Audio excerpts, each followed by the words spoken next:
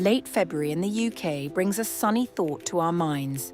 Is it time to germinate seeds in the living room?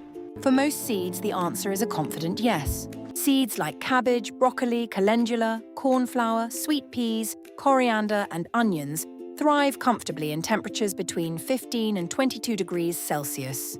Thankfully, a typical heated room offers just that warmth. But there's a crucial factor to remember: light. Once those seedlings emerge, they crave strong illumination right away. Without it, in a warm room with insufficient daylight, they can become weak and leggy, stretching toward the light. To ensure strong, healthy growth, place your trays in your brightest window and remember to rotate them daily. Keep the compost evenly moist, but don't let it become soaked, as living rooms can dry trays out quickly. So yes, it's a perfect time to start your seeds indoors.